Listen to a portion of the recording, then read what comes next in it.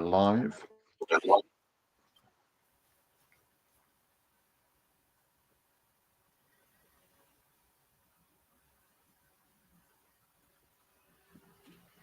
Hey there, good morning everybody and welcome. Thank you for joining me, Keith Small, John Preston and Guy Griffiths this morning on our lead, convert and retain session in terms of making sure that you not only get enough members through the door who join, but then hang on to them to make sure that they have a great member journey and experience at your club.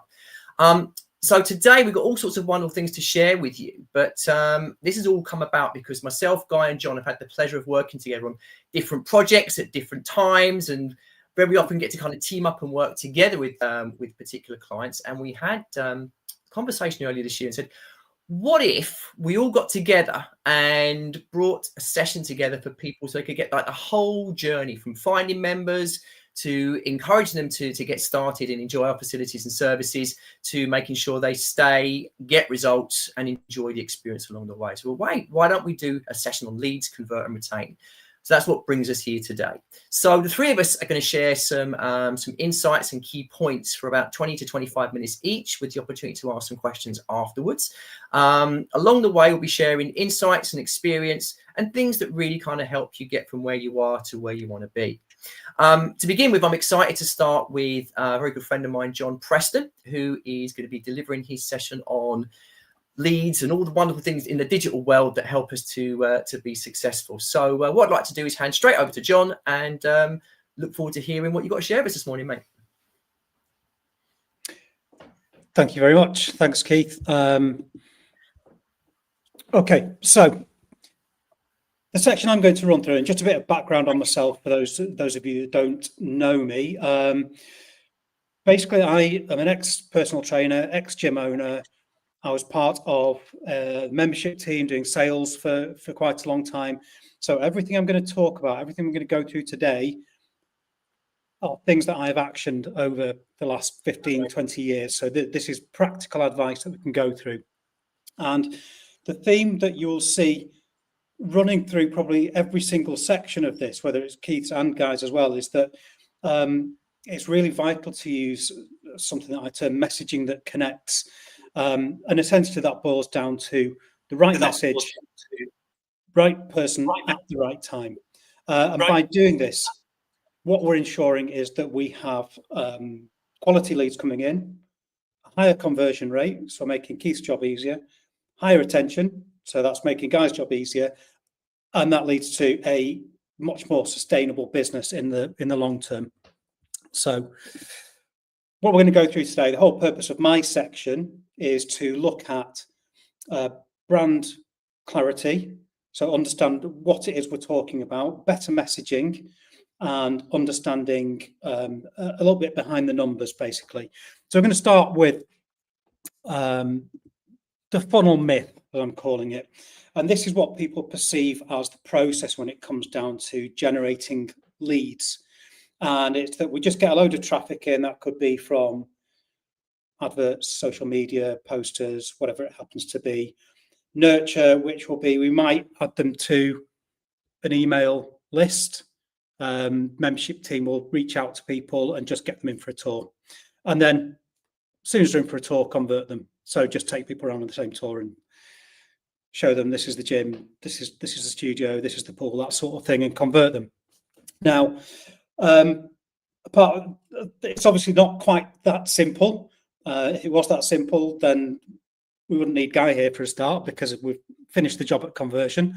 It's a very, very expensive model to just constantly be filling the top of this funnel with new people.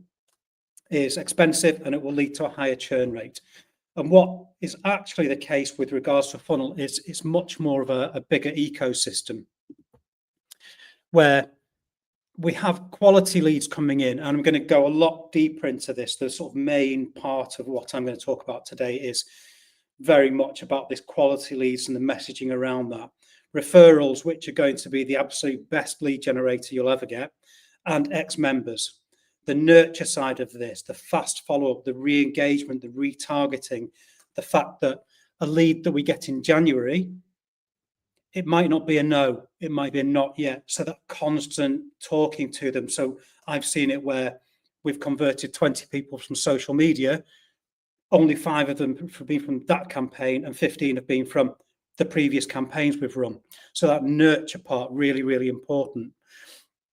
The conversion element, and because we've brought people in down this really granular marketing method, it feeds in really nicely to the sort of things that Keith's going to talk to you about. And then the retention side of it as well, that again, people are in for very specific reasons, and we've brought them in the right way, and we're talking to them in the right way, and we've got them engaged right from the start to encourage that retention.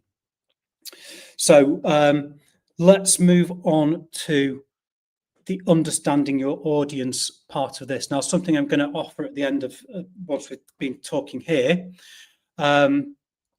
is an opportunity to have a one-on-one with myself, and as part of that you will get a workbook which delves a lot deeper into this. Obviously there's only a short time we have here, so I'm going to go through quite top level a case study of something that we actually put into practice at one of the clubs recently that I work with.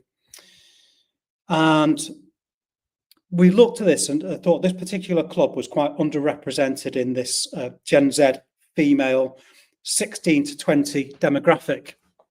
And delving a lot deeper into this, we were seeing that they're actually hyper-represented into the budget gym market. And what we want to try and do is move them into the sort of mid-tier aspirational. So 16 to 20 females, student or earlier on in their career. And compared to people from kind of my demographic, it's a very, very different mindset and reasoning. So who is she? It's quite often a really good practice to create this person. So we're going to call her Sophie. We know the age and that sort of thing. But she's more of a holistic consumer. And unlike previous generations like myself, where it was all weight loss, Sophie is very much, it's about mental health and well-being, as opposed to the actual aesthetics of it, which is secondary. The priority of health and fitness is a lot higher than it was for my generation. It's spends an average £48.81 a month on fitness lifestyle. Digitally, they find lots of workouts from influencers, which is sometimes quite difficult to put into practice. And the gym is not just a place to go to train. It's part of the social life. It's the third space. It's where they're outside of home and work. It's where they spend a lot of time. They feel safe there with friends in that group training environment. And it helps with any sort of gym anxiety. So now we understand who Sophie is and kind of her behaviors. We can then have a look at, well, what are the problems that she's facing? And doing quite a bit of research into this, I'm just going to touch on 3. There's actually a whole list of these, but just for the purposes of this and getting to what the messaging needs to be, what are Sophie's problems? So gym intimidation, which I find incredibly difficult to say, so I'm glad I got that one right, and the fear of judgment. So 13% of 18 to 24-year-olds report feeling intimidated in the gym, which is really quite worrying, having kind of been involved in that industry. We like to think of it as a safe space, but that's not the message that's coming across. So the reality is that Sophie is really kind of worried about exercising in front of other people and feeling judged, and avoids the free weights areas, which is generally full of blokes. Obviously, we go in the gyms and we see some really incredible ladies in there training and know that that's absolutely a space where they should be. But the reality is that's quite intimidating, and it probably leads to a subpar experience within the gym. The safety side of it, and again, this is really worrying and disappointing from being someone involved in the fitness industry, that 83% of female gym users of this demographic experience some form of sexual harassment or intimidation in the gym. Okay, so this leads to a massive churn with regards to people, these girls joining these budget gyms and then leaving, rather than reporting it. And the impact is that kind of feeling unsafe or watched, which is a big problem within those unstaffed 24-hour gyms. And then thirdly, the knowledge gap. So we talk about the getting all the workouts from places like TikTok or Instagram. The reality is that it doesn't really translate to what's happening in the gym, and then people revert to these safe, I'm just going to go on the treadmill type workouts. It doesn't really get to the goals, and they don't see results, and therefore they quit. So they've had no inductions or anything like that. So now we know what the problems are. Let's see how we put that into practice with our marketing. So creating this marketing which resonates. So if we were just going to go into putting out the features of a gym and trying to market to everyone, by doing that, it's really vanilla marketing, which is really trying to speak to everyone, doesn't actually resonate with anyone. So we're going to speak directly to Sophie for this one. We identify the problem, we identify the feature of our facility, and then we talk about the benefit to Sophie and use the so that method. Okay, so concept one, which was our first problem, the gym intimidation. So the problem, to recap, is she wants to lift weights, wants to get stronger, just like everything she sees on TikTok, terrified of going in the weights area, thinks everyone's going to watch her, and absolutely avoids it like the plague. So our campaign, the messaging that we're going to put out to Sophie is, we designed our gym with a dedicated quiet zones and private lifting areas so that, and that's the important thing, we've done this so that you can build your strength without feeling like you're performing on a stage. So we're talking directly to that very, very specific problem that the demographic we're trying to attract is having. Okay. Concept number two, safety guarantee. So again, that really worrying statistic that all of these ladies have been harassed at some point in facilities. So she's feeling uncomfortable in a budget gym, hates the idea of the unstaffed facility at night, feeling watched, and is going to stop coming. Even started changing clothes because just really not comfortable training how she wants to. So our campaign headline for this and the messaging around it is, we have visible trained staff on the gym floor at all times. It's not just CCTV cameras. So that you can wear what you want, train when you want, and know you are 100% safe. We're talking directly to the fear and the problem that Sophie has, and giving her a benefit that our facility now solves for her. Third one, bridging that knowledge gap. So we've got all these saved workouts, don't actually know how to do them, really don't know how to get on the squat rack and do a squat properly, and really doesn't feel confident to ask for the help. So the campaign headline here is, we include a free one-on-one induction sessions with approachable PTs.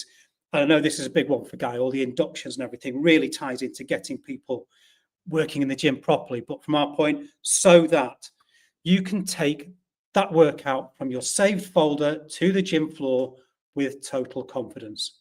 We're talking directly to Sophie, language she understands, solves a problem for her. So that's basically how we take one demographic, create a persona, and all of our messaging around the lead generation for this aspect to get this person in is very, very specific and focused directly to her, speaks directly to her, and that's going to create a much better quality lead. When we bring her in, Keith knows that she's come in through this campaign. He knows what she wants. We've got a really clear idea of her, and we can actually start our questioning based on this. So we're halfway there already. It gives Keith a much better chance. It's going to give you a lot higher conversions. Okay, so let's get on to the next bit. Knowing your numbers, and this is really, really key when we're running paid campaigns. And it comes down to this: if it costs me for example, £100 to convert a lead, and a gym membership's £50, have I lost money? Have I lost money by doing that? And it's a misconception that yes, you have, because what we need to work out is what is that lead actually worth?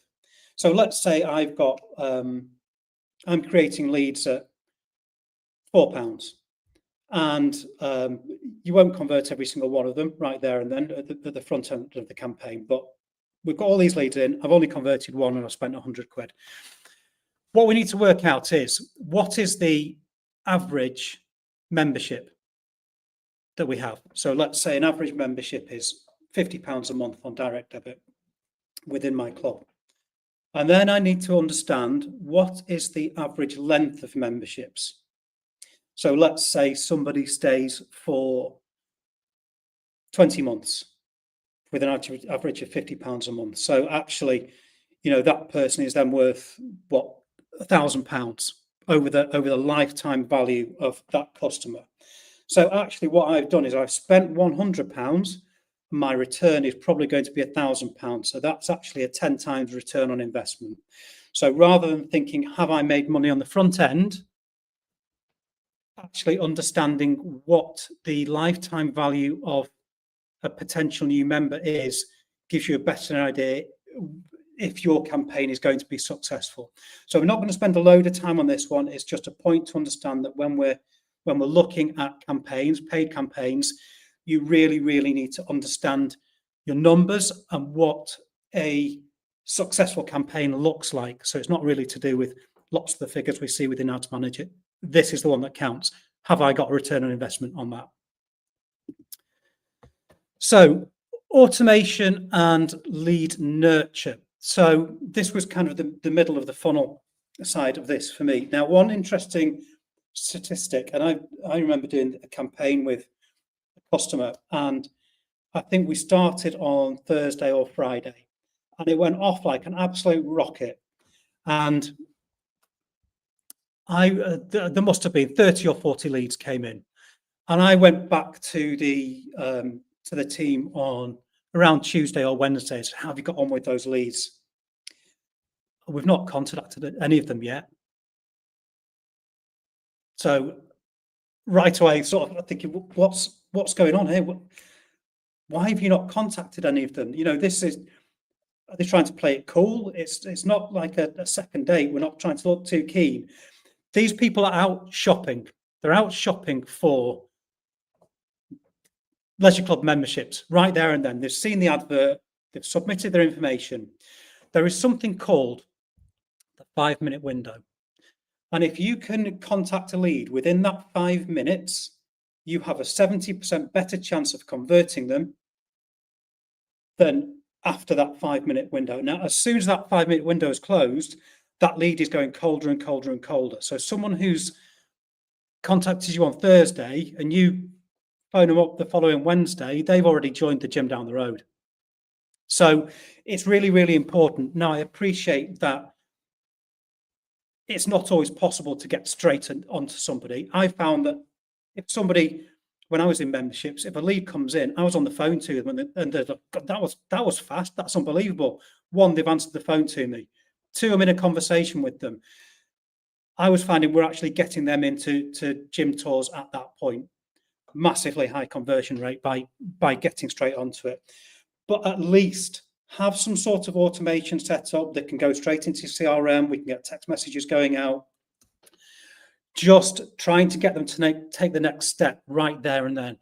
Book in for tours, that sort of thing, because you can't always just get straight on the phone to them. So always do have this kind of automation in place. And then understand, like I said at the beginning, that sometimes people will give information, but they're not ready to take a leap just yet. Keep on going back, keep on working those leads, keep on messaging them. Yeah, it's really important, because you will find a percentage of them do come back to you. These are leads that you've paid for. Don't give up on them. Okay, so that's pretty much it for my segment. I think I've managed to get that about bang on time, so I'm quite pleased about that. If you're watching this and you would like to book a 1-hour consultation with me to kind of run through marketing, brand, anything that you're doing at the moment. You would get that free messaging that connects workbook, where you can take every single element of your facility and drill down to create those personas for each one of them. It's a really worthwhile exercise. And actually, there's something in there which allows you to create about 100 pieces of content for every single one of those demographics you create. Either scan the QR code or drop me an email, drop me a phone call. It's £75 for a 1 hour consultation. You can have plenty of your team on there as well. Or we're open to perhaps doing something with a couple of us if there's certain aspects that you want to have a chat about at the end of this. So yeah, I'd love to have a chat with any of you that do watch this afterwards. But that's the end of my section. Now I'm going to pass you on to my good friend Keith, who I've worked with for some time. I've been in sales for a long time, but the sort of things he's taught me were absolutely invaluable. There's always these absolute golden nuggets that he drops in all the time. He really is one of the absolute best when it comes to the sales process. So really pleased to hand over to Keith, who's going to take on from the leads we've just given him and show you how to convert them.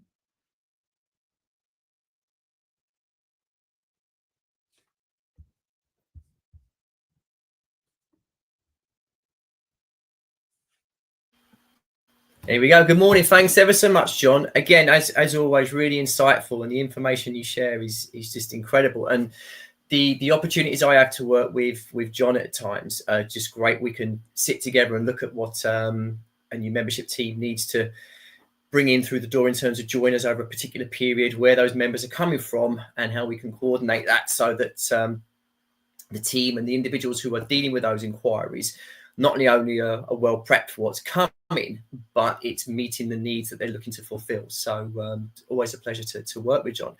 But as I said, my name's Keith, and I'm from Your Success, and I help people and organizations reach their full potential through coaching and training. Been fortunate enough, I'm just working out, to be working the leisure, health and fitness industry for 30 years plus. So the things we're going to go through today are very much based on experience, feedback from teams. So the session we're going to go through over the next 20 minutes has evolved, changed. Some of the basics that are in there, but some of the delivery is slightly different. And what I want to share with you is what the core area that it all comes down to, which is when people come into your clubs, facilities, and so on to have a look around, is how we look after them. There's lots of different aspects that I tend to help people with full sessions, in terms of making those outbound calls that John referenced a moment ago quickly and succinctly, to make sure that we continue their momentum and get them in and help them get started. I also do things like in terms of the incoming calls that people sometimes make to come into our clubs, and how we can encourage people to come and view our facilities and feel good and comfortable about it. And even things like in-club lead generation and working with corporates in the local market. But today I really want to focus on the important bit, which is showing people around. Now you've got a title on here, which is about taking the sales out of selling. This is the conversion bit from John's great work from generating those leads. So the big thing from this for me is encouraging people to buy from you rather than feeling like you have to sell. And a lot of this is born out of 26 years of marriage to my wife, who is phenomenal and loves to buy, but is not a fan of being sold to. So I'm definitely going to reference my wife, Lizzie, on that for some of the experiences there. But the key thing is with this, we're going to look at a few different areas, and I'm going to reference things like the doctor psychology to kind of make sense of it. But we're going to look through the various processes when people come in through to the building, how you can look after them, make them feel comfortable, and encourage them to want to make a start, buy, and get into exercise, which is when we're able to hand them over to Guy to make sure that we're looking after them, nurturing them, and they're getting the results that they set out to achieve. So we're going to do that in a few different ways. But the key parts that we're looking at today, I'm going to take you through a few different parts of the process. We're going to look at the most important, or the all important, to say, meet and greet. That first impression, that wonderful moment when people walk into your facility and are looking for help, advice, and support, making them feel comfortable. We're then going to look at some of the tools that maybe you use. Your inquiry form, whether it's digital, whether it's paper-based, how you use and encourage people to value that inquiry form from their side, but also from ours, but then using it in a way to help understand our customers' needs. What that enables us to do is then conduct a winning tour. by looking at asking the right questions, open and closed questions, but using the information they share to allow us to encourage them to understand how we can help them. So we can test the water and see if they're in a position to ready to buy and get started, even through some tips on presenting price and then helping with any uncertainties that might come up. That's what we're going to cover in the next 18 minutes or so now. Okay. So big starting point for me. As I said, this is about encouraging people to buy from us, but it all starts with this. This is the doctor psychology. And you may have referenced or heard this reference before. For me, it's about thinking about our job is diagnosis. People come in with a pain or an ailment, and it's for us to help us understand what it is they need so we can prescribe a solution for them. And if we set that mindset for each conversation, we're able to not only actively help people and get them started, but make them feel like this place and this facility and these services are built just for them. And there's all sorts of wonderful features that we have in our facilities to help people. But what we're really looking for here is the benefits. What are they going to get from visiting us? What are they going to get from using our services so they can achieve their goals? And that's what we're going to kind of look at here using this doctor psychology. But we're encouraging people to buy. And the first stage for that for me is this meet and greet. Now, very often I'm given the opportunity and indeed the pleasure to do mystery shops and organizations to look at their inquiry process, how it works and so on. And one of the things that you sometimes get, and clearly the place is going to be busy and sometimes a little bit of a wait, but it's that first introduction when you say that you inquire and you'd like to have a look around, and people grab an inquiry form or a tablet, whether it's digital or on paper, and they say, fill this out and someone will be with you in a minute. Now, nothing wrong with that. However, to make sure that people kind of feel there's a value to this and it's going to be helpful to their inquiry today, there needs to be a little bit of an explanation behind it. So whether you're handing them something digital or whether you're handing them a pen and an inquiry form, one of the things for me which really kind of gets us started here is to say, brilliant, really pleased you're going to be having a look around. We'll have someone to come and meet you and take you around our facilities in just a few moments. If you would take a moment just to tell us a little bit more about what you're interested in, how we can help you today, it just means we can make sure we get all the information you need to enable you to get started. And the idea then, people have got a value to filling out this inquiry form and telling you why they're here. And very often people say to me, well, the inquiry form is for data capture. It's part of it, but it's not the main reason in my mind. The inquiry form there is to help not only the customer understand why they're here, because they're getting it out of their mind and onto paper or onto a tablet, but also for the person who's showing them around to be able to build a conversation about what's brought them in, what they'd like to achieve and why, the facilities they're looking to use, who else is going to be using the facilities with them. So you're building not just a wonderful tour to be able to match their needs to the ways we can support them, but it's also a great way to be able to understand how we can help them and encourage them to get started. So again, that's where you're taking the sales out of selling. Now, some of the key bits and pieces here, and I'm going to take a quick sip of water, sorry. Some of the key bits and pieces here, really important. This inquiry form is a way for us to get into a conversation. And I always think it's a great idea to introduce yourself, who you are and what the process is going to be. So it's Keith, and I'll be showing you around today. Make sure you get all the information you need. And if you feel this club is right for you, I'll take you through our prices and show you how we can get you started. Excuse me. So here's how we do this. One of the first and most important questions for me is to get people started and get them to open up and talk to you is, how can we help you today? Now, very often, if you've been working closely with John, you'll probably know why this person's here, but it's good to be able to quantify that and let them share that with you again, so they're able to get it off of their chest and give them an opportunity to tell you why they're here and how you can help. Now, you can back it up with some wonderful questions along the lines of, what would you like to achieve? And a great question to go with it is why. So you can build some buy-in and timeframes and so on. But what's also good to ask is, who else is membership for? So you're building up a profile. Is it just for them? Are there family members involved? So it starts to have an impact on maybe what you're thinking about. Excuse me, price-wise. Next thing to think about, and this is always really, really important, is what kind of facilities you're looking to use. So the key idea with this is you're starting to build the areas of the tour that you're showing around. Are we going to be starting with the gym because we're excited about that? Are they swimmers? Is it class usage? But the idea is I'm building the profile of what it is they're interested in seeing. Another question to kind of go with this, and you'll notice a lot of these are going to be open questions, which is really important to this, is how often you're going to be looking to exercise and what time of day you're looking to come. The key idea about this basically is not only does it answer some ideas for you in terms of what you're talking about facility and service wise, depending on times and the usage, but also you're building value in. But for that person you're asking a question, they're starting to go, well, yeah, I'm going to come 2-3 times a week. I'm going to come on a Monday, Wednesday, and a Friday. So what's happening basically is they're building that time in. And if they're further quantifying it by saying, yeah, I'll be coming at 7 in the evening, they're fixing their times. So they're already going through that process of preparing to buy and get started. And as we know, when someone's taking the time to come into your building, they are very much 70 to even 80% ready to join. It's just the next little bits and pieces we want to help them with. And these questions help them get there. Another question you can think about during this process. So we got a little bit about, who they are, what they want to achieve, who's coming with them, which is great. You could ask them. So close question here. So do you live or work locally? Now, when they expand upon this, I work locally, you're in a position to say, oh, who do you work for? So maybe there's some kind of corporate incentive.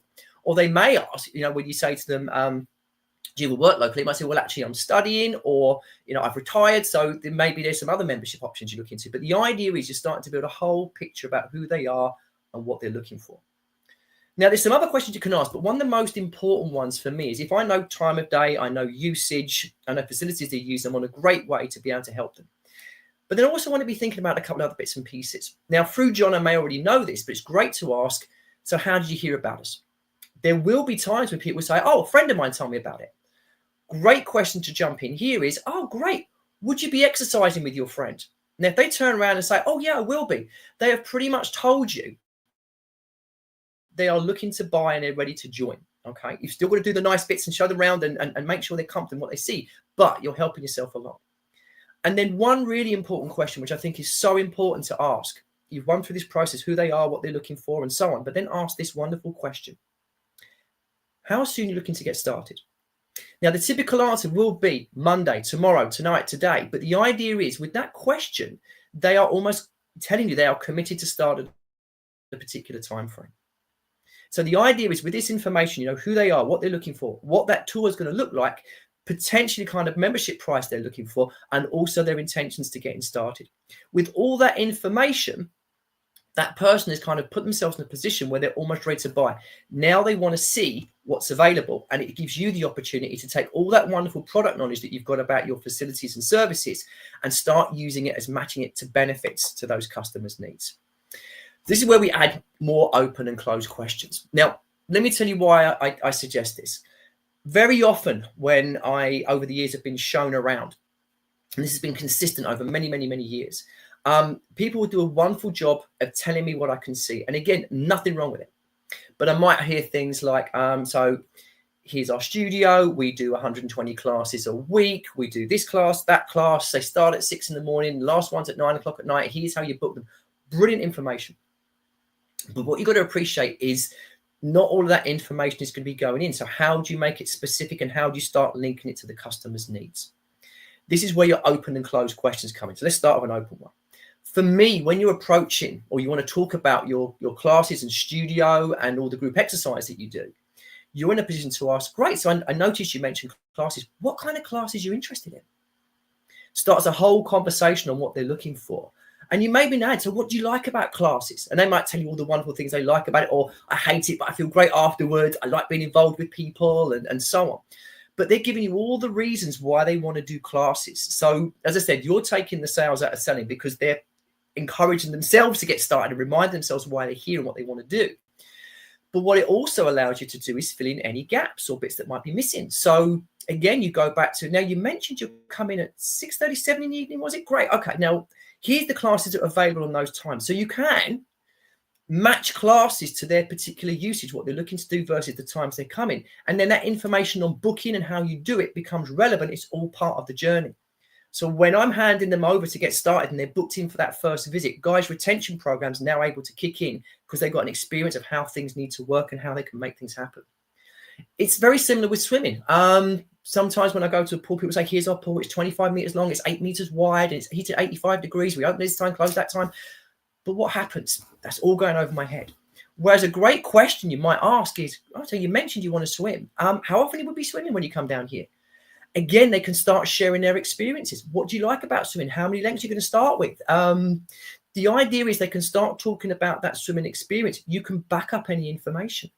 So it might be they said they want to come in at 5 o'clock in the evening. Great. If there's any chance you could come in at 5:15, it just means our junior swimming lessons are finished and lane swimming begins. So you're building their experience, they're changing. Oh, okay, great, good information. But the idea is you can just make sure that they are informing you of how they're intending to use a facility. You can add some great information in there linked to the benefits. So, for example, if they told you want to get fit, tone up and lose weight, you say, well, swimming's a great way to do that because you're using all those different muscles in your body.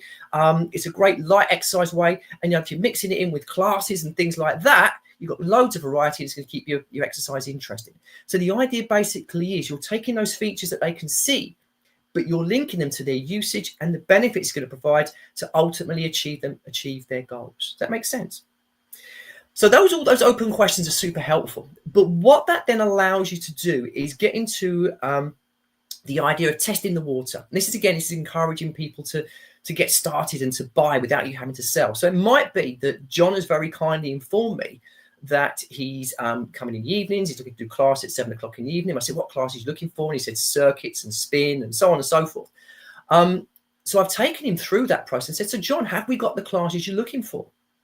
He can give me a yes or a no. If it's a yes, brilliant, because mentally he's saying, yeah, we've got the classes we're looking for. That sounds good. I know that we're doing well and he's enjoying what we're seeing. So I may back it up again. Great. And so, okay, so could you see yourself doing these classes? Again, it's a mental yes. So John is now preparing himself to get started and is excited about doing so because it's ticked another box for him in terms of getting started. But then maybe I'm in a position to say, well, I know you said you want to start Monday, John. If you like the rest of the club and you love what you see, let's see if we can get you booked in for Monday to get you started. How does that sound? If there's an agreement in there, again, they're a nice, comfortable way along this process. If, however, there's a no or an uncertainty in there, wonderful. You have a great opportunity to help with that uncertainty. Provide some more information and make sure you're helping people. Okay. Now, just as a side note with this, when you are delivering a tour, and people's ideas on this will vary, but I want to share mine. If you can, start with their area of main interest. So if you've got someone that is keen on the gym, start there. There have been occasions when I've said to someone, yeah, I really want to use the gym. And the first place we go to is the pool. Not necessarily a bad thing, but very often it doesn't feel like I've been listened to, especially if swimming is not something that I'm that keen on. Does that make sense? So if you can, start with the area of most interest, because if that fits, the rest of your facilities and services and benefits are an absolute bonus. And it just starts adding value to all that you do. Okay. So we talked about open and closed questions on the tour. We talked about testing the water. The bit that this leads us to very naturally is then kind of presenting price and encouraging people to get started and to want to buy from us. So big thing with this, again, there's wonderful ways, all different wonderful ways of presenting price. I'm going to share with you a couple of thoughts on mine, which I've found to be useful, successful, and just helps that process along. Okay. So one of the first things for me is, if you can, always deliver price at the end. If somebody has already been in, there's a good likelihood they may be seeing your price online, so have an expectation. If someone else says right at the start, before you show me, can you give me price? Absolutely do it. But for me, the best way to add value is to show people what they're going to get, how it relates to their needs and their goals and how they want to feel, but then also get to a point where they feel comfortable when they see the value in it. So presenting price. First of all, bit of a recap. So I might say, so Guy, you mentioned you're coming 3 times a week. Membership's just for yourself. You're coming in at 7 in the evening and you're looking to come in with your friend, John. Is that correct? Now, the idea behind that is Guy can then say, yeah, absolutely, that sounds just like me. So it means that whatever I'm presenting him now in terms of price, he knows is matched to that conversation. If, however, Guy says, oh, well, actually, I'm thinking about adding my friend or coming with my partner, I'm now thinking joint membership, maybe there's a little bit of extra work to do, but I'm in a position to know that I'm presenting the right prices.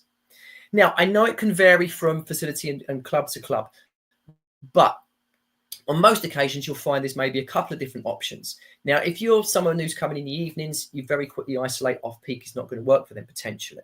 So the idea base is with prices, whether it's on a tablet or something that's pre-printed, I would always suggest you present price so people can see as well as hear what you've got to say. And for me, it's about delivering options. So Guy, you mentioned you're coming 3 times a week. You're coming with your friend who can use the gym, the pool, and the classes. You're coming at 7 o'clock in the evening and you'd like to start this Monday. From what you've been saying, there's a couple of options that work from you. And for me, we have a paid in full option, which looks like this, Or we have a monthly option, which is paid by direct debit and looks like this. And the straight question you can ask is, which one would suit you best?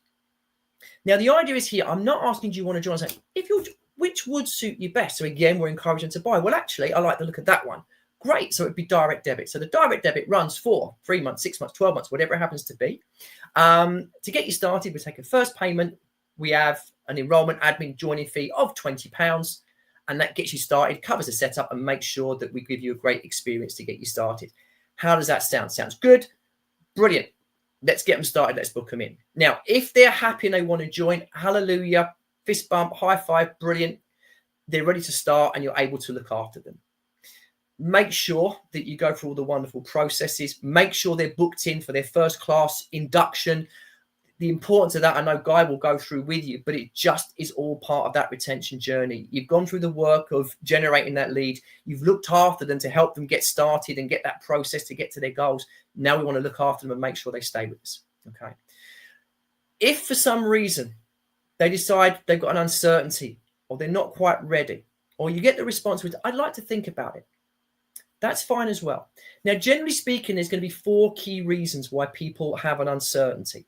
It's going to be time, it's going to be price, potentially it's going to be competitor, and potentially it'll be partner as well. Now, there's others as well, but they're the 4 main ones that people come to me looking for solutions for. Whatever you get, if someone says they want to think about it, brilliant. Please don't be afraid to ask them any reason why. Is there something that we've missed? I know you said you wanted to get started on Monday, but is there something that's holding you back? Now, because you've taken time to talk to them, understand them, and understand their needs and goals, that's a reasonable question to ask. And 99% of the time, they'll say, well, do you know what it's about? Now you can help with those 4 uncertainties. If it's time, one of the things you can say, well, I know you mentioned really important to get yourself started and really important to think about your, availability to come in. You mentioned you were looking to come 2 to 3 times a week. Is there anything that's making you think differently about that? Very often time is a little bit of procrastination, and that little bit of help or support recapping on what they've said makes it go, actually, do you know what? Yes, let's get me in. Sometimes though, time can be a cover for potentially price. Maybe there's a bit of value missing and so on. So if it is price, there's different things you can look at. Now, for me, a starting point is to understand, how much you're expecting to pay when you came in today. Today's market are very educated, and they've probably done the research, looked online, and decided just want to back it up. So they probably know a bit about price. There's a bit of value missing. So see if you can fill in the gap. What's been missing? And one of the things that you can do, which I always think is very useful, is to break your monthly fee down into a daily or weekly charge, because you can equate it to a drink, a loaf of bread, whatever it happens to be. But very often, if you kind of equate it to the price of a glass of wine or the price of a beer for, almost a week's worth of membership and so on, all those things start to come into context and you can help them out. So think about how you can help with price. The other thing you maybe come up to is competitor. Now, there's some brilliant facilities out there, and there's never a need to kind of say, well, we're better than them and they're no good, whatever. But what you can do is match what they're looking for to what you have. And you say, great, please do. Great to look at the competitors. What I would say is, you mentioned you're looking for this, this, and this. We've got it all here. We can get you started Monday. And don't forget, to achieve those goals, we've got programs and ways to make sure that you get the results that you're after. So you can kind of fill them in on what we can help them with before sending to have a look. Very often people go, do you know what? Let's just get me started. It's another reason to kind of hold back. And then finally, the last one, as I said, is partner. Now, very often this can be the opportunity to be able to encourage them to work out together, get yourself a referral. But very often partner's a sensitive one. So great way to start. You say, great, well, I was wondering, have you spoken to your partner about this? Do they know that you're looking? Are they supportive? And very often you go, yeah, they're really keen. They want to do it with me, or they'd love me to do this. So it kind of gets them over the hurdle of feeling uncertain. Now, 1 or 2 things will happen. One, they'll say, okay, let's just do it. Or they'll say, can I just have a moment to chat? Of course. My course of action with this, or indeed any other uncertainty if people decide not to join, is arrange a time to say, well, what I'll do is, I know you're keen to start on Monday. May I give you a call tomorrow just to see if we can help with those last questions and get you booked in to start or join you up? Make sense? So with anything that you get, uncertainties, generally speaking, are a request for more information. Simple as that. You've done nothing wrong. It's just we need to fill in a gap for them. Cool. So they were the key bits that I wanted to go through with you today. If you've got any extra questions, I'd love to hear them. There's no problem at all. You can contact me offline. As I said, there's so many different things I do in terms of expanding on that experience we've talked about there, to helping generate leads within the club through referrals and so on and so forth, or even local outreach, but even things like working with the corporate market. So if you'd like to hear more about that, I'd love to hear from you. Even if you want to do a little bit of work on dealing with incoming calls or even making those outbound calls not everybody's too excited about, love to show you some skills and techniques to make sure that you get the best from the time. And then the final thing, if you are interested, myself, Guy and John have the opportunity to work together. We'd love to be able to do that for you. And if you're looking to work with me individually, I also do pre-recorded sessions, and these basically are 12 sessions that you can get that take you from incoming calls to tours to follow-up calls to corporate work and so on. They're available usually for £60. Currently doing something that's £20 per person. And if you really are keen with that, after every 4 sessions, we can organise a live of everyone who's done it to recap on any information or ask extra questions that maybe they'd like to cover from the training. So that is me. And what I'd like to do, if I may, is hand over to Guy Griffiths, who's now going to take you through. Right, so we've brought them into the facilities. They've been kind enough to join us. They've bought from us. And now it's time to look after them and guide them through their journey to get them the goals they wish to achieve. Thanks, Guy.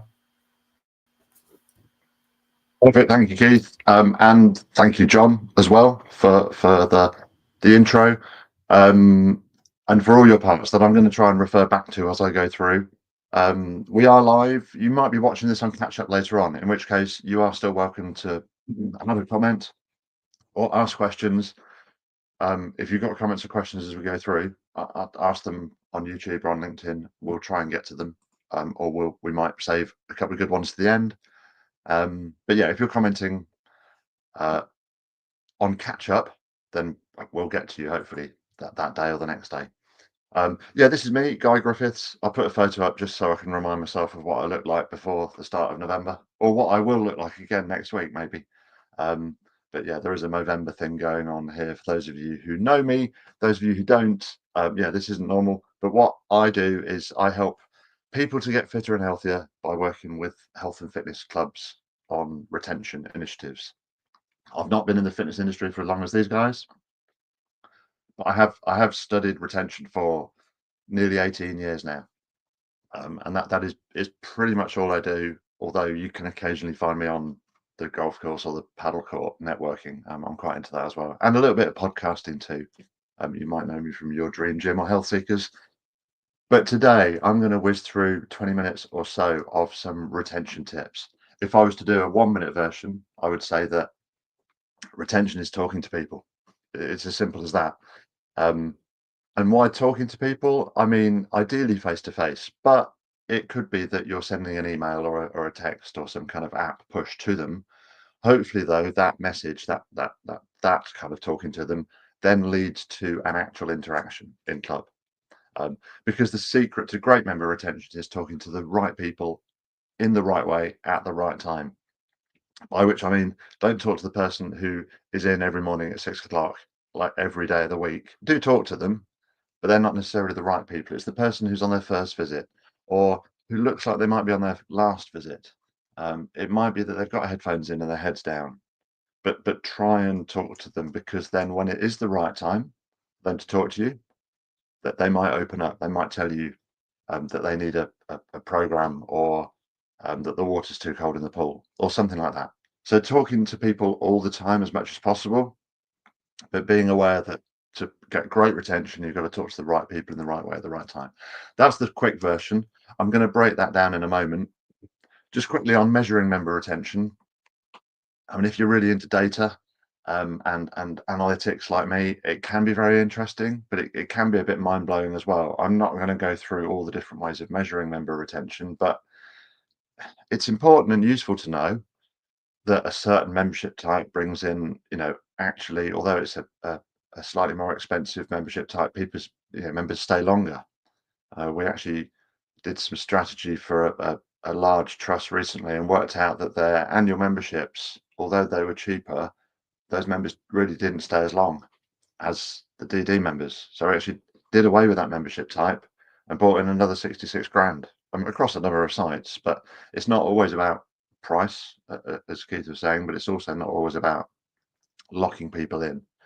So understanding where your memberships are is important, and all these stats are good, but they don't really talk to a quick presentation like this about how are we going to affect member retention. What are you going to do differently tomorrow?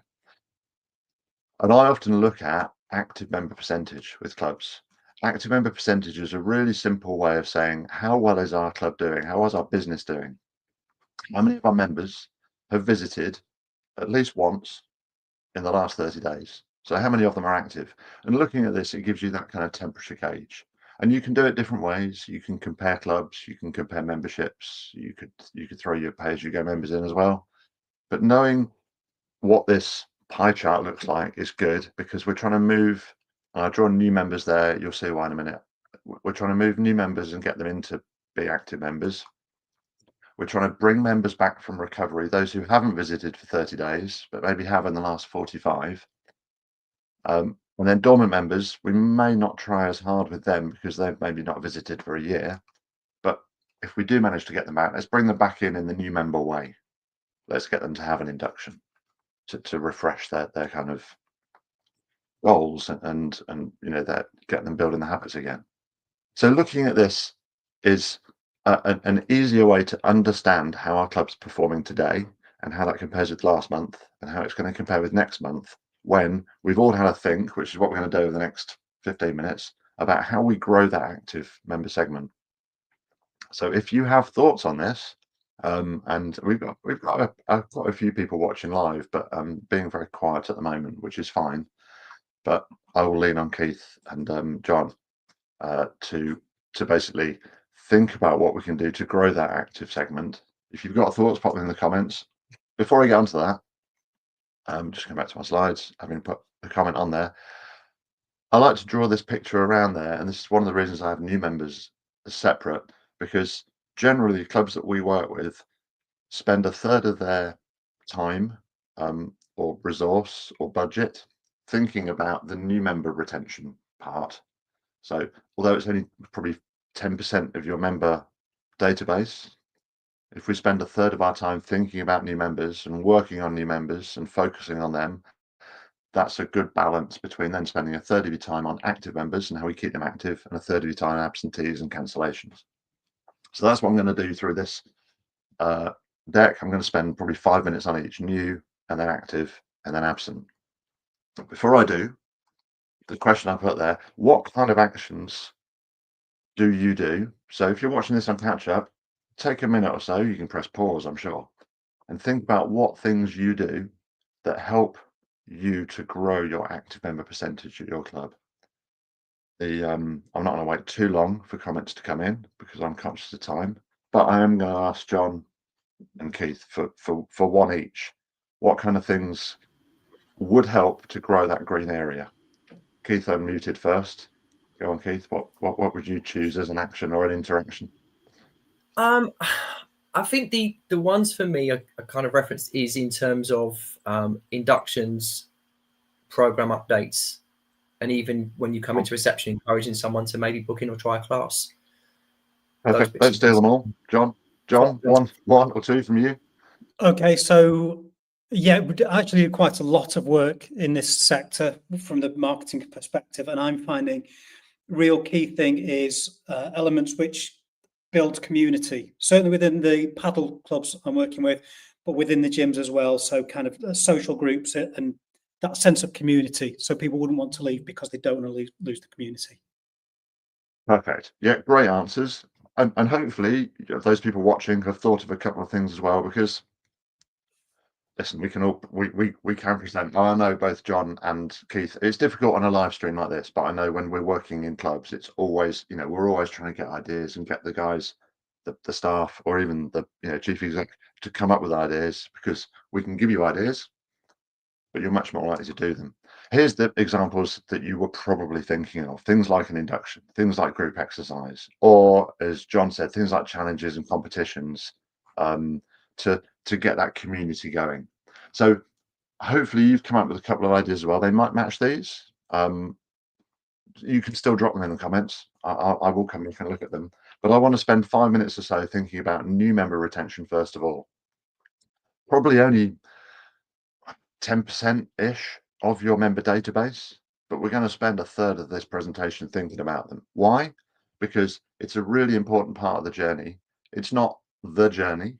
It's the first 4 weeks or 6 weeks or whatever you say is not the journey, but it's one of the most important parts because you want to build engagement. You want to get people visiting, not necessarily frequently, but regularly. But more than anything, we want to get them to at least 4 visits. We want to turn them into active members. So we don't want to have new members come in, make 2 or 3 visits, and then go straight into recovery, right? So the things we think about, I'm not going to go through the entire list, but you need at your club to have some things that you do with your new members, and you will feed this back into the sales process. The stuff that Keith was talking about. He talked a lot about inductions and getting people to do a class early in their membership because they'll stay longer then. So there's, again, a bunch of ideas here. Hopefully you can take some of these, or you already do some of these and might want to go to town on a few of them. Because when some members join, they go straight up that fast track and they make 4 visits within the first 10 days. We don't need to do a lot with them. They're low risk, and some of them wear capes, apparently. Our standard member journey, the green line up the middle, we're doing a program. We're maybe getting them on the body composition. We're giving them a 7-day call, perhaps. We're making them do a dance. Well, that's a fitness class, that icon in the middle. There's things that help our standard member get to 4 visits in the first month. What we need to think about is that person on the bottom line who doesn't necessarily have a stick, it's just a nice way of drawing them, who might need a phone call, an email, a text, another phone call, another text to make 1 visit. So it's important to be aware that, as the guys have said, everyone's different, and this might feed in from the personas as well that John was talking about, to say, you know what, we are going to need to work harder with these kind of people. We might need to put more effort in, more resource, more cost. And we might need to splash out on some phone calls or even some letters to post to them to get them to build that habit. But it will be worth it because they'll be members for longer. So drilling in, focusing in on a couple of these examples just to take you into a bit of the detail, but this is what we do with clubs depending on which parts they want to focus on. Inductions are really good, and a lot of clubs still call them inductions. That's fine. We quite often look at changing the name of it, mainly because a lot of people joining a gym have had an induction in the past and it wasn't very good, or they were offered one before and turned it down. Whereas if it's called an activation or a getting started session or something like that, it sounds different, and it's also not, we're going to show you the kit. Yeah, the kit's all changed. It's quite different now. There are some changes, but honestly, a treadmill's still a treadmill, really. What we want to really do is understand your goals. We want you to meet other staff. We want you to meet other members. The best way, I think, of selling an induction or an activation session is to say, if you have one of these, you will stay longer. That's why all of our members, or most of our members, have them, or all of our members have them. You almost want to mandate it, but you do need to sell it as well. Back to what Keith was saying, you do need to say it will cover a body composition. It will cover a rapport building chat about your goals. You will be more motivated at the end of it. We're not going to do a museum tour and show you how to work a treadmill. If you want that, we can build a program, but this induction probably isn't a program. We could go, I often talk about inductions for an hour, so I'll just cap this bit off with the criteria for it is we want every new member to have one, particularly if they are experienced, particularly if they're an ex-member, because they've already left either your gym or another gym once. So I wouldn't go to this detail, but they've already failed at the gym journey once. So let's have an induction or an activation with them to make sure they succeed this time and stay the course. So a bit about inductions or activations there. The other part for new members that I'd like to focus on today is to talk about comms. And really quickly, sending a welcome message is really important. Make sure, though, that it is a thank you for joining, what a great decision you've made message, rather than a we've got your direct debit details, we're taking your money every month. So genuinely send a welcome message. A 7-day call is a brilliant idea. Lots of clubs do it. More should. The problem is often resource, in which case I would say, okay, don't call every new member at 7 days, because some of them have made 7 visits and you've seen them 7 times and said hello and goodbye to them 7 times and hopefully a bit more. But the people that have made 1 visit or no visits by 7 days, they really deserve a call. It's worth it, okay? So think about that. And the final part here, and you'll see this in lots of clips and bits I do, talks about sending a 30-day message, either a congratulation if they've made 4 or more visits, or an encourage. In other words, hey Keith, you've been a member for a month now. Next time you're in, please see an instructor to talk about your program. Whereas John got the, hey John, high five, you've been a member for a month now, because he's made more than 4 visits. It gives you a KPI as well, and you can see that out of 100 members that joined last month, 80 have got a congratulation message, 20 have got an encourage message, and you know your onboarding is working well. Or if that's not a good enough KPI, you can boost it. So new member retention there with a couple of tips for you. I want to talk about active members now. Active members are people who've visited in the last 30 days, but how do we keep that going and how do we grow that green area? We want to ultimately stop absenteeism, which is more of a corporate term, but the less recovery and dormant members you have, the less work you have to do at getting those absentees back. So creating the community, as John mentioned, community, lots of different ways of describing it, but basically a fun place to work for all your staff. It will help with staff retention if there's a buzz in the gym, right? And whilst it was a model probably 20 years ago, it probably still is a model for a couple of big groups of gyms, but we don't want at the clubs we work with lots and lots of paying members who don't visit. That is not a good business model, and a lot of people learned that during the pandemic. So that's why we focus and spend a third of our time on keeping active members active. How do we do it? Before we get into the details, first of all, think about who needs that motivation. Is it the person wearing the MyZone belt who's in a class every day and also in the gym? No, you don't. I mean, do speak to them still, but let's think about the person who is on, could be on their last visit. It's something that Melvin Hillston often talks about, or TRP talk about. If a person was wearing a "This is my last visit" t-shirt, you'd go and talk to them. Now, they're not that easy to identify, but some systems can help you with that. TRP, the My Wellness system, other systems will give you a risk score. So going around and talking to people that are high risk or that you don't recognize maybe is going to be better for retention. It's going to be better for your day as well. A classic interaction is the exercise correction, which I love. Oh, your form's not quite right there. Do you want some tips? I would suggest that as well. If you're doing that, if you're using that exercise correction as an interaction technique, great. I would throw in another 5 exercise commendations. So if you're correcting one person on the technique, you now need to go around the gym and give 5 other people a thumbs up. Hey, great form, great technique. Oh, that's a big incline you've got going on there on the treadmill. All these interactions will boost and help build the community, but also when people do want help, or if you've told them they've got good form, if they want some help further down the line, they'll come to you and ask for that.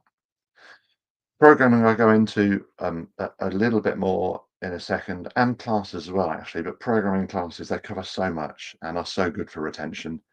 So details on those in a sec. On challenges, challenges are great as long as they are simple, inclusive, and varied. And by that, I mean not a challenge that is, hey, who could be the first person to run a marathon this month? Because you could probably tell me the member in your gym who will win that. And it's that person that doesn't need any motivation. What we want to do is let's all row across, cumulatively, let's row across the English Channel. And yes, Ben and Greg are putting in enormous shifts and rowing a couple of kilometers, a day. But Barbara maybe has only ever rowed 500 meters in her life, but she's the one who touches shore. So let's celebrate her. So let's do it as a community. Let's use challenges to bring everyone together and do challenges that are actually quite easy, that get those people that need a bit more motivation to maybe make one more visit this month. So again, I can go into a lot of detail on challenges, but let's think about programming. Programming or a review is not necessarily I'm writing or rewriting an exercise program for you. For me, it's a sit down that happens maybe 4 times a year at an average club. You don't need to reprogram or review everyone every 4 to 6 weeks because most members will not exercise plateau. Athletes do, and some really fit people do have an exercise plateau after working out on the same exercises for 4 to 6 weeks, but most members are fine. So a regular, achievable review, and achievable, I mean that from a staffing and resource point of view, but the body composition is a big part of this for me, whether it's a Tanita or an InBody, a Seca or Body Tracks, others are available. They're great for measuring and educating and coaching your members. So get them on that device if you can, or measure them some other way. Chat about their goals, give them some coaching. And from time to time, you might say, "Hey, Keith, is everything all right with your program?" "Yeah, it is, but I notice you're not really using the treadmill." When I'm looking into the exercise management system that we use here at this club. "Yeah, I don't like the treadmill." "Okay, fine. I'll take that off your program." "Okay. Do you want to add anything else on?" "Yeah, I fancy a bit of power plate." "Okay, fine. I'll show you how to use it. I'll add that to your program." There we go. That's a program review in 5 minutes. Keith is now probably way more motivated because he doesn't have to run on the treadmill anymore. So it's about adapting and giving people what they want, meeting them where they are from a programming point of view. On Group X, if all your members did Group X all of the time, they'd all stay a lot longer. So in a nutshell, you want to encourage more people to get into Group X, whether that is an actual body balance, body attack, whatever other lesbos and other classes are available, or it might be just a small group PT session on the gym floor. Get people who've not done it into it. I know a lot of those classes and a lot of gym floor classes, it's really popular at the moment, really good for retention. Put more of them on if you can, or have a beginner's class. Or freshers classes to get more people into them. A really good way of boosting retention. So just getting more people into Group X, particularly older males, who will probably go into a Pilates class kicking and screaming, but come out of it going, "Oh, my golf swing is so much better," or "I can move around the paddle court more." I am just mainly talking about myself, but in terms of absentees, why do we worry about absentees? Well, if you do nothing, they might come back, but there's a chance that they won't as well. All we want to do with absentees is get them back into the club. We want to reduce that drift going down, going around the clock of the pie chart there. In terms of right people, right time, right way, I draw here recovery and dormant, because recovery are people who haven't visited for 30 days, but maybe have in the last 45. Those are the ones that we really need to focus on getting back, because once it goes beyond 45, generally, we do have one client that goes all the way up to 75 days. They're very diligent. They have great retention. They try everything to get members back. But the right time, don't contact them for the first time 6 months after they last visited, because you're on a hiding to nothing. So try everything that you can. In this short version, again, I'd go into this in a lot, or I do sometimes go into this in a lot more detail. Phone calls are great. They're quite resource hungry though, but they're the best way of getting people back. Emails are less effective. Texts are really good. Basically, use multiple channels. One message will not get your absentees back. You're going to get some back, but you need to keep going.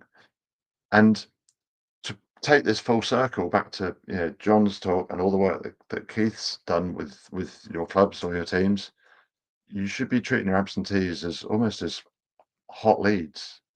If we're just letting people visit for 6 months and then drift off, then you're going to have to do an awful lot more work getting new leads in and selling to new members. These are people who've already joined, who are currently paying you. Let's get them back into the club. So let's use part of the text message budget on existing members, not just on rinsing the prospect list again every month. So give them a reason to come back. Give them a call to action if you can, in your text or your email or whatever comms you're sending out. Give them a button to click to book an appointment or to book a class, because they're then committing to a time and a day like Keith was talking about. So those are absentees. People are fearful of calling absentees or contacting them because they will probably cancel.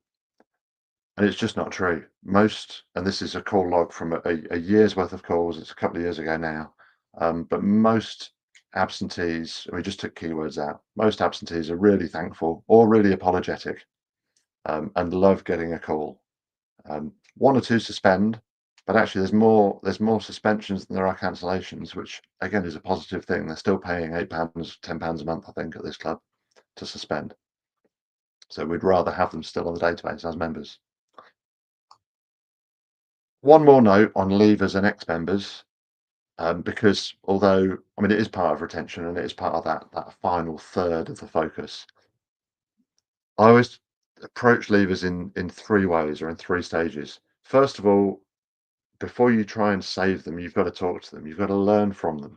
Okay, so listen to them if you can, and listen to them might be a phone call if you can get through, but if they've cancelled at the bank, it is very hard.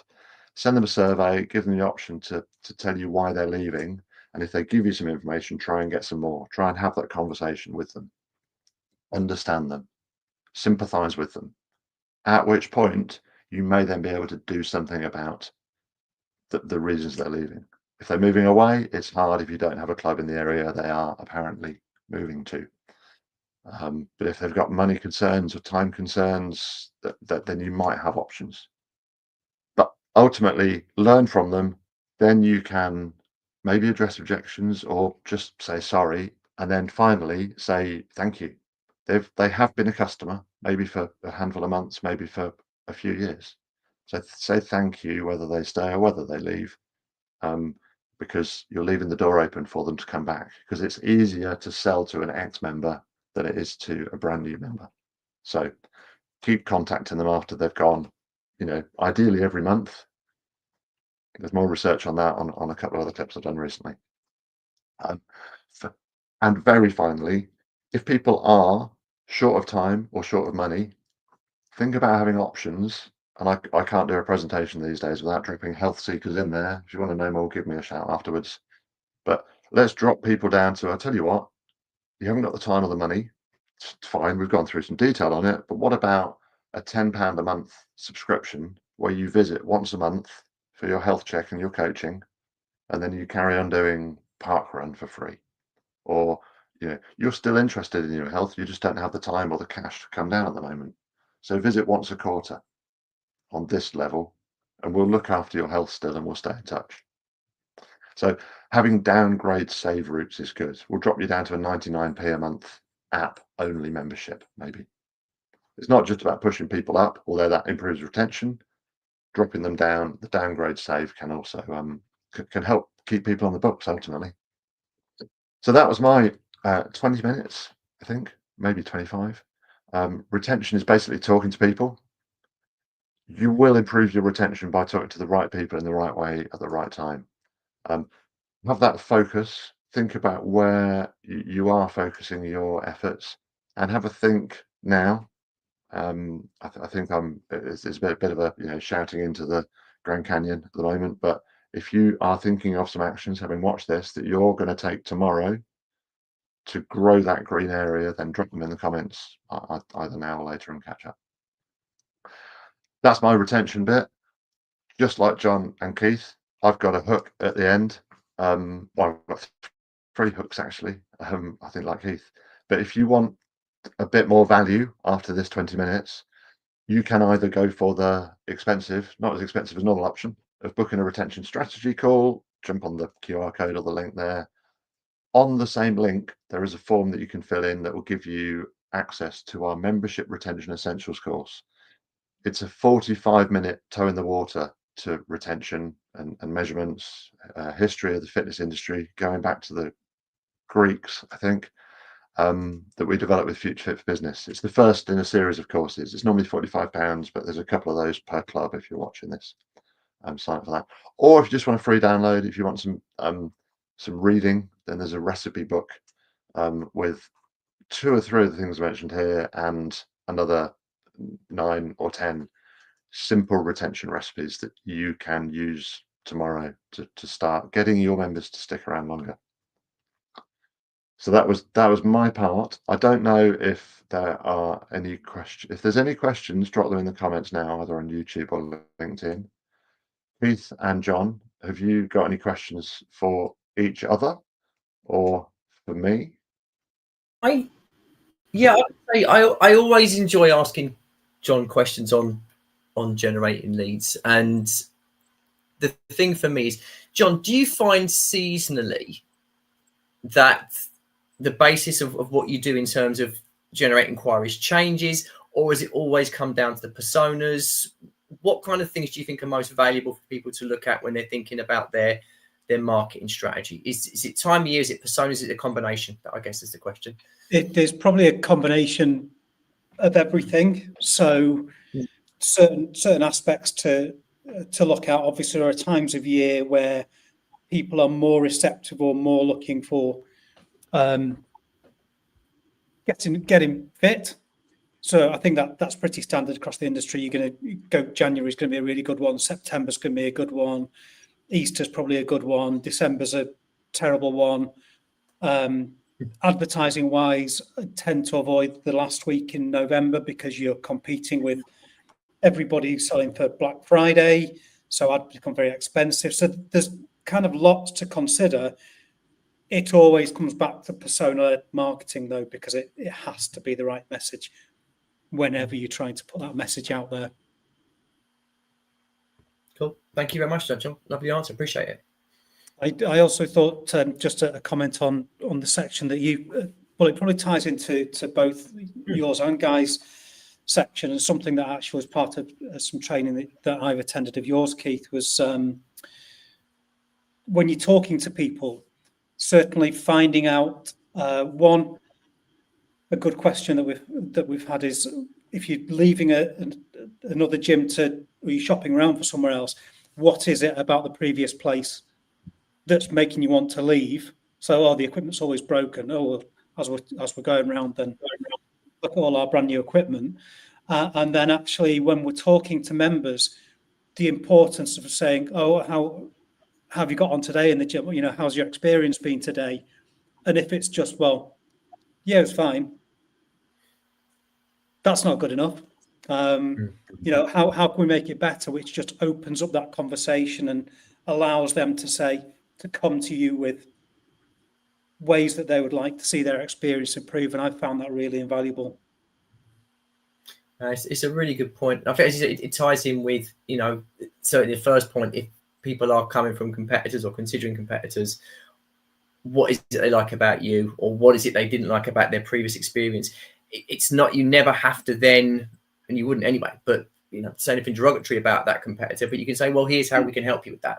It's that whole thing back to doctor psychology. What's your pain?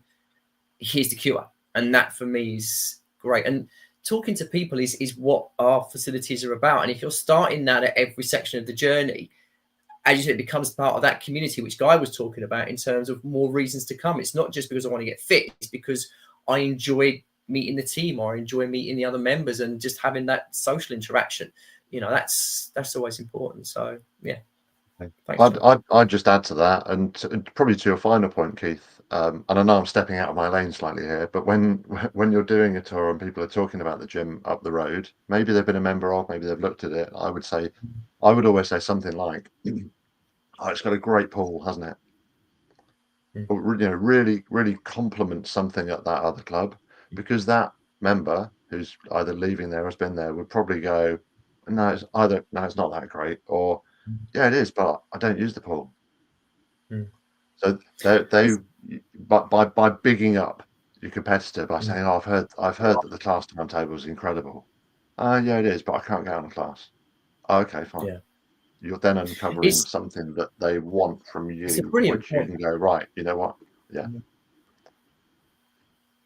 You're so right. And I think what happens is it also surprises them that you pay a Yes. compliment. And one of the things I've seen people do is when they do add not such a nice comment, then if there will be a little bit, if someone's been going for a little while, there'll still be a little bit of loyalty there that basically, well, it's not that bad. And all of a sudden you've put them in a frame of mind of thinking, well, maybe I don't want to come in. I'll either go back and try again or I'll look somewhere else. But I think compliments and understanding what's made that decision for them to change is useful, because then you can empathize with them and say, well, let's see how we can help you with that. Here's what we'll aim to do. Here's how I can help you today. And it's just, again, communication, understanding customers and how you can help them. So big point there. Absolutely. Cool. Well, listen, let's we will let the people go. There's people watching live. I've just dropped John's booking link in the comments there on YouTube. I'll pop mine up again at the end there to make it easy to see. But as both John and Keith have said, you know, the three of us love working together. We've worked together on you know, different projects, and it does dovetail really nicely, the three things that we do. So you can, of course, get in touch individually. If you're looking to engage with, you know, two of us or even all three of us on some basis, then let us know, because we can definitely combine the value and get a lot more from the whole journey and the whole membership strategy.